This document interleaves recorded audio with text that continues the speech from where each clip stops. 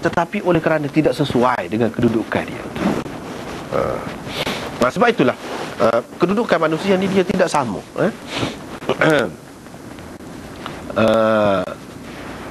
Sebab itulah dalam Quran kan disebut, wahai isteri-isteri Nabi, man ya'ti minkunna bi fahishatin mubayyinatin yudha'af lahal 'adzabu dhi'fain.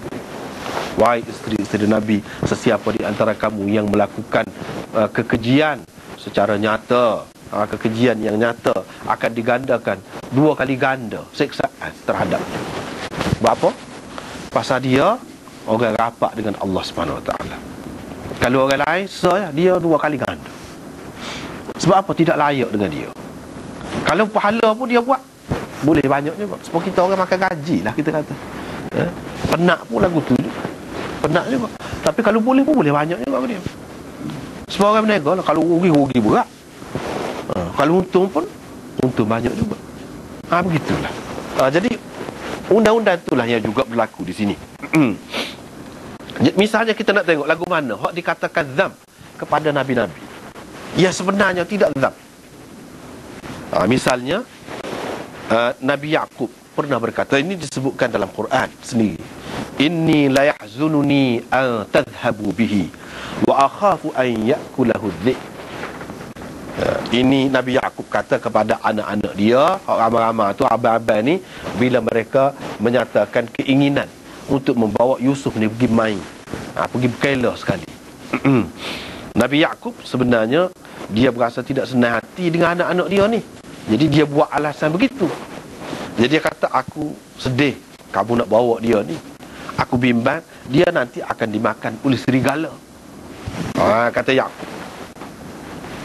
Jadi hak ni satu kesilapan. Hak ni kalau nak kata dosa, sebab dia buat alasan, nampak macam dia tidak bertawakal kepada Allah SWT. Padahal dia Nabi. Tak patut dia kata lagu tu. Walaupun hak dia kata tu, kalau kira kita orang biasa, alasan, nak bagi alasan kepada anak-anak, tidak salah nak bagi alasan gitu. Dan memang aku ada serigala sungguh dalam hutan tu. Budak-budak suka benar lah serigala ni. Kalau hak kecil-kecil, dia buat alasan yang seumpama itu tidak sesuai. Allah SWT tak kena.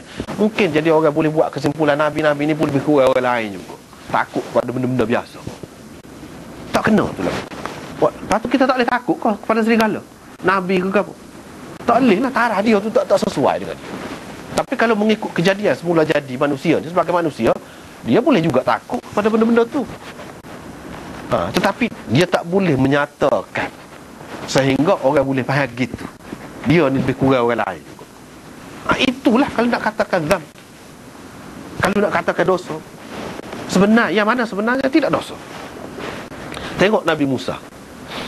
Nabi Musa pernah lah, moga dia ni kan Nabi besar. Bahkan Nabi Harun, abang dia, dengan permintaan dia, Allah SWT lantik jadi Nabi lagi Rasul. Dengan permintaan dia, begitu hebat Nabi Musa ni. Jadi dah tentu sekali Nabi ni dalam kalangan umat dia, dialah yang paling tinggi sekali. Tiba-tiba satu hari tu dalam majlis tu, ada umat dia ditanya dalam ramai-ramai, siapa dia ke yang paling alim? Ni cerita ni dalam Bukhari pun ada. Kita akan jumpa. Siapa dia ke yang paling alim? Ayyun nasi a'lam.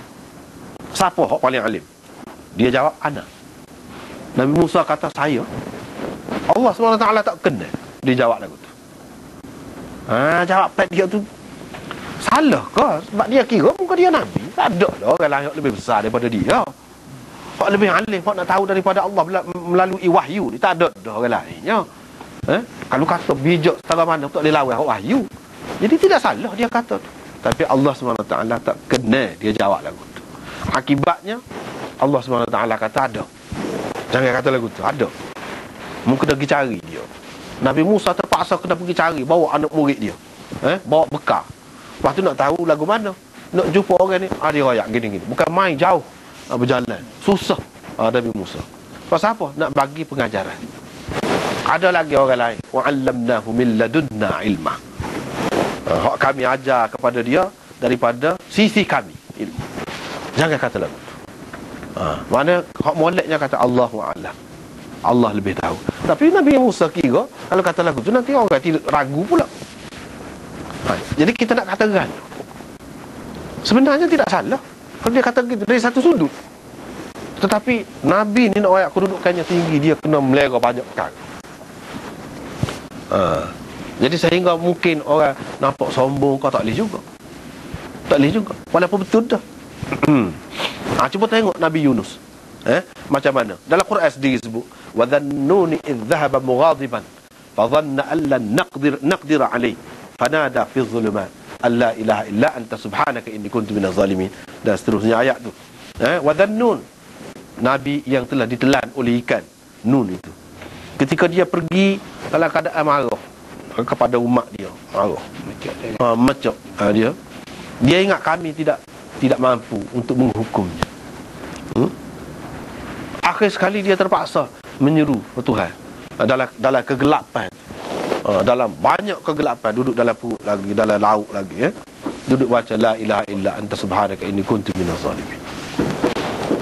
Pasal apa? Pasal dia Tuhan tidak perintah lagi, suruh dia lari, suruh dia hijrah lagu tu. Lama dah dia kira dia duduk dakwah umat dia tu, dia tak dengar, tak sepakas macam. Bila tak sepakas macam, akhir sekali Nabi Yunus ni dia mecok lah. Mecok. Dia pun tinggal. Bila dia tinggal tu, buat dia insaf. Dia kata betul hak Yunus kata, kita nak bertaubat lah, kita ni pun banyak silap juga, tak kena juga. Nabi Yunus dia kira dia tak boleh pergi tu, dia pun tinggal. Yang salahnya dia, bukan salahnya umat dia. Dan Allah SWT kalau biasa-biasanya, kalau Nabi lain, kalau siapa perekat tu, dia akan hukum teruklah umat. Tetapi hak ni tidak. Hak ni tidak. Hak itulah dalam Quran dia kecualikan illa qaum Yunus, kecuali kaum Yunus. Hak ni, hak tidak kenanya azab Tuhan setelah mereka melanggar perintah Nabi. Dan bila Nabi doa ke, ataupun bila Nabi tinggal dia, akibatnya dihukum, kecuali kaum Yunus. Sebab apa? Muka Allah SWT maha adil. Dia kira ni puak-puak ni tak habis lagi, tak sup lagi. Rawatan dia tu tidak sup lagi, dia perlu masa sikit lagi. Nabi Musa ni, Nabi Yunus ni, Allah SWT tak kata lagi kepada dia. Tiba-tiba dia sudah buat keputusan sendiri. Itu silap. Kalau kita nak kata dosa, itulah kalau dosa Nabi. Dan ini sebenarnya dia bukan dengan sengaja, dia kira dia sudah banyak dah, cuma ada silap sikit lah. Silap situ ditegur, dihukum oleh Allah SWT. Dan kalau nak kata dosa pun tu, tapi akhirnya Nabi Yunus balik pergi, memang puak-puak dia tu jadi beriman, puak-puak dia. Lepas pada tu tak apa, dia ajarlah agama. Gitu ceritanya Nabi Yunus ini. Rupa Nabi Nuh yang berdoa kepada Allah Ta'ala tu, Rabbi la tazar 'alal ardi minal kafirin dayar. Doa suruh binasa, tak dari segi peradabannya tu. Sebab dia ada dah ayat sebelum pada tu kan yang menyebutkan tak ada dah. Ia akan beriman. Lepas pada tu barulah Nabi Nuh doa tu. Dia ada dah dalam ayat tu, maknanya tidak akan ada yang beriman kecuali orang sudah beriman. Barulah Nabi Nuh kata hak tu lain. Jadi hak ni begitu. Peristiwa yang seumpama ini juga ada berlaku pada Nabi SAW, iaitu dengan Abdullah ibnu Ummi Maktum. Abdullah ibnu Ummi Maktum kan, ketika dia duduk dakwah, nampak ada ni ketua-ketua Quraisy ni pergi berminat, bertanya dengan Nabi SAW tentang agama ni. Jadi Nabi pun hadap kepada pokok dia tu lah. Dia kiranya kalau dia mau masuk Islam, pengikut-pengikut anak buah dia, hamba abdi dia, apa semua akan masuk Islam lah. Dalam keadaan tu, Abdullah ibnu Ummi Maktum hak buta ni, hak sudah Islam ni, iaitu tukar ban dia, muazzin dia, mari tanya sesuatu. Nabi SAW kata nanti, Nabi SAW paling daripada dia, sebab dia ni Islam dia. Nabi SAW bagi perhatian kepada pokok Quraisy. Allah SWT tegur, tak kena. Hak itulah tu ayat Abasa wa tawalla. Mana kira-kira Nabi salah ke? Dia bukan dengan maksud nak menyakiti menyakit hati Abdullah ibnu Maktum tu, sebab dia kira hak ni sudah beriman dah. Dan dia nak tumpu kepada hak ni sebab peluangnya, kalaulah dia mau ni Islam, maka banyak faedah dia dengan maksud untuk agama juga. Hak ni kemudian boleh royak. Tapi Allah SWT tak kena, tak boleh buat lagi. Hak kita harap ni tak tahu lagi.